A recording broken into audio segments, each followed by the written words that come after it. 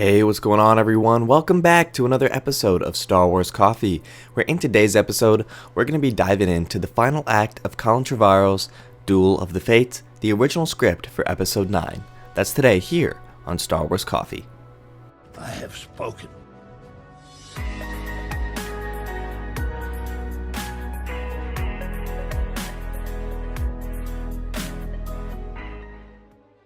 Hello there to all of the returning subscribers, but if you're new to the channel and you're just finding me for the first time, be sure to hit that subscribe button, hit that like button on this video and any other video from the channel that you check out, and be sure to hit that notification bell so that the bell is completely filled in, as this is the way you will never miss a new video the second it goes live. Do it! Without further ado, we went over Act 1 a couple of days ago and Act 2 yesterday, so we're going to get into Act 3 today. So if you haven't seen either Act 1 or Act 2 of Colin Trevorrow's original Episode 9, I'll have links in the description for both of those and cards above during this video. But with that being said, let's get into the final act of Colin Trevorrow's Duel of the Fates. In the lower levels of Coruscant, Finn and Rose get to know underclass who have been oppressed by the First Order. To Finn's surprise, this also includes more former stormtroopers like himself, including some he knew from his training, who now feel lost and no longer support what the First Order is doing. Together, they begin to stoke the flames of an uprising. In a cabaret club on the planet Aliforn, there are no customers left. The droids and serving staff are cleaning up for the night, and at table, the club's owner sits counting the credits. "A man in his element," Leia says as her shadow falls over the table of credits. Lando Calrissian jumps up and tries to kiss her hand as Leia brushes him off. He tells her she shouldn't be there. The most of his clientele is First Order these days. It's not that he'd prefer it, but what can he do? Leia tells him they need help. She wants him to bring smugglers together and help the Resistance. Lando reveals he promised Han he'd take care of her if anything happened, prompting Leia to joke. "What, you take care of me?" And Lando's response of, "I know, you deserve better." But he can't protect her from the First Order. Leia, "Come with me, fight with us." Lando, "No, we won a war once already, and what good did that do?" As he takes Leia back to her ship, he kisses her forehead and tells her that he'd do anything for her, but apologizes and says he can't help in this fight. In an unknown part of the galaxy, Rey arrives at Mortis. Space is black with no stars to be seen. In a callback to the Clone Wars, the Knife 9 loses power as she approaches and she crashes to the surface. At the same time, Kylo Ren arrives on a different part. On Coruscant, Finn and Rose lead a citizens' uprising in the square around the First Order. As the battle begins on the ground, Leia and the Resistance arrive in space with the stolen Star Destroyer. Poe and Chewie are with them, and Chewie even pilots an X-Wing in the space battle above the city's planet. Back on the surface, Rose is captured and tortured, but she remains defiant and manages to escape. In both of his videos, Burnett has said that the Duel of Fates is a great script for Rose, so much so that he hopes Kelly Marie Tran never reads it. Back on Mortis, Rey is climbing an icy peak with wind and sleet, buffeting her as she attempts to reach the summit. At the peak, she finds ancient statues of robed figures that are not Jedi. As the wind and snow whip around her, she is assaulted by a vision of Jakku, of herself screaming as a child as her parents are dragged away from her. She sees her mother try to run for her, but her father holds her back, telling her it is too dangerous. Her mother's words reach to her. "Wait here, we'll come back. He'll understand, we'll come back." Back atop the Mortis Peak, Rey is screaming, igniting her lightsaber and shouting into the void, demanding to know why they didn't come back for her. As Rey is confronted by her own past on the mountain, Kylo is confronted by his in a wood. He sees a house with a smoking chimney and a young boy dressed in black robes approaching the door. It's himself as a child. As he opens the door, his father appears in the doorway and asks Ben what he's doing. Kylo, "That's not my name anymore." Han, "Your mother can't see you here, not like this." Kylo, "I'm not coming back. There's a greater destiny for me." Han, "They're lies, son. Empty promises. You have everything you need right here, right now." Kylo, "What? You? Her? My master says I have unequaled power neither of you understands." Han, "Your mother understands more than anyone." Kylo, She sent me away. Han. To learn, to grow. Kylo. I have grown. Han. Your mother loves you. Kylo. She's afraid of me. Han. Give me the lightsaber, son. Kylo. You know I can't. As Han reaches for the lightsaber, the vision changes to show his death in The Force Awakens. Then Kylo begins to climb the same mountain that Rey has just scaled. After cutting back to the Battle of Coruscant, which Burnett describes as crazy, Rey and Kylo Ren finally meet at the Mortis Temple at the top of the mountain. As they confront each other, Kylo tells Rey to get out of his head, saying she won't like what she finds there. He proclaims that he is stronger than Anakin, stronger than Luke, but Rey continues that he is still not afraid. Not of her, but of what he's become. The dark side has left an empty husk, she says. Kylo tells her he doesn't have to be alone. With the power of Mortis, we could rule the galaxy as the ancients did, the dark side and the light. You think I'd still join you after what you did to my family? Were you going to tell me here? Weaken me with the truth? I know what you did. Deep down, I've always known. My parents didn't sell me for drinking money. They were hiding from you. It's the first time Kylo appears stunned in their verbal duel. So you remember, he says, as we flash in the vision of The Force Awakens with Kylo and the Knights of Ren stood in the rain. Snoke made his orders clear, he tells her. Find anyone who could destroy him. It didn't take us long to find you. You blame me for your life on Jakku. You should thank me for it. You were safe. He confirms to Rey that he did kill her parents. He did murder Han Solo and millions of others, but he's not here for her. All I want is behind that door, he tells her. Rey refuses to move. You'll have to kill me. I know.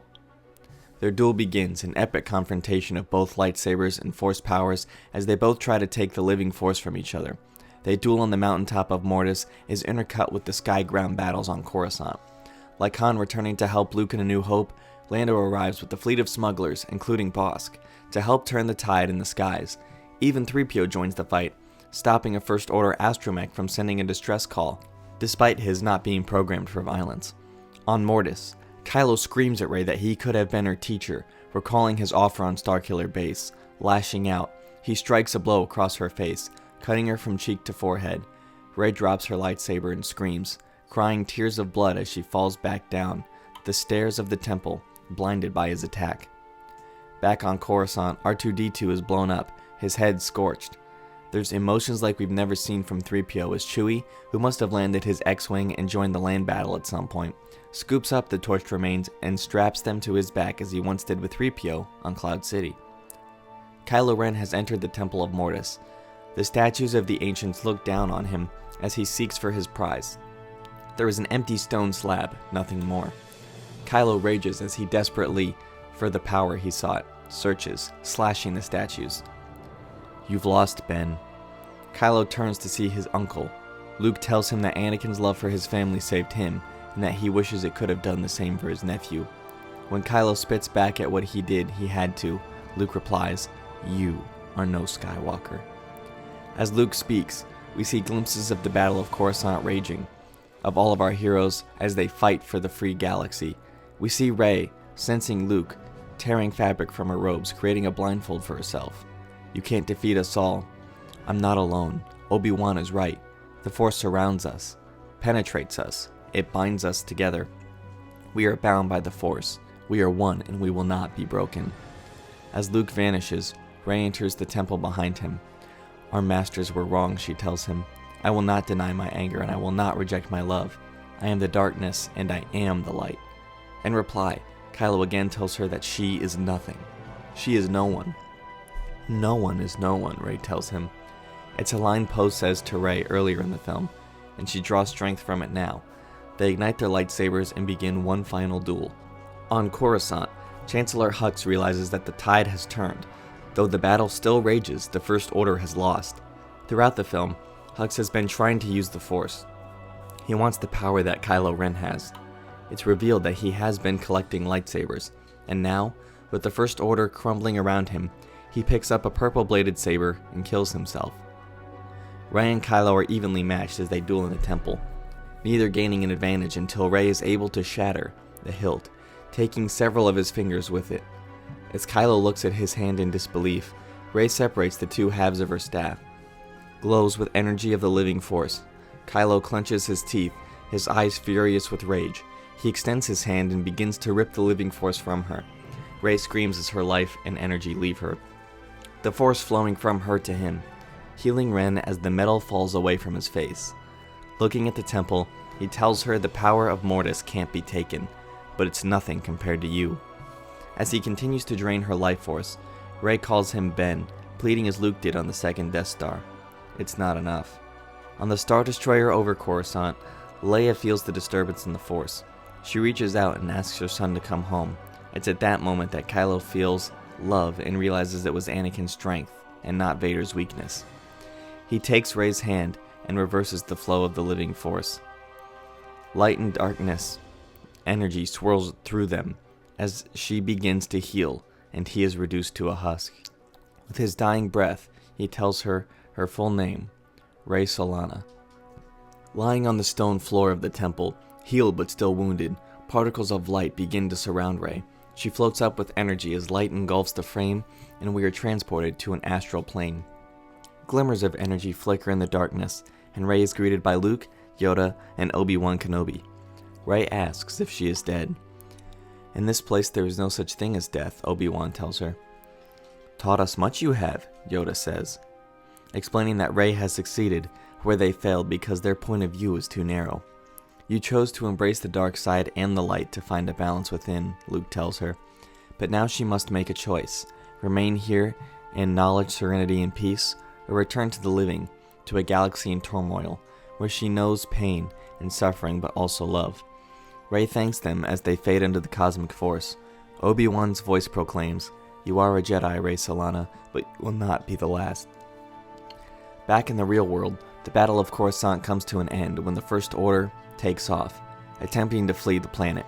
But Rose, presumably, when she escaped from being tortured, has messed with the coordinates in the nav computer. As she attempts to jump to light speed, it hurtles into a planet and is destroyed.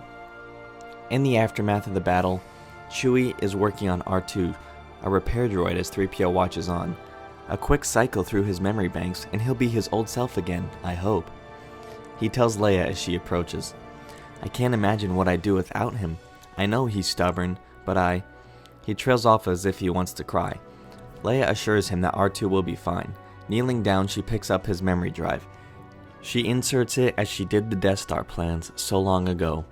As R2 boots up and cycles through his memory, we live the saga through his eyes.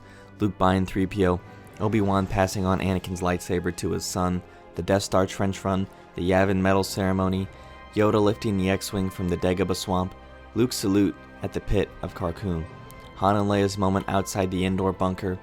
Burnett does say we relived the entire saga, but all the moments he calls out are from the original trilogy. Leia is taken aback by the memories, R2 beeping affectionately as she thanks him.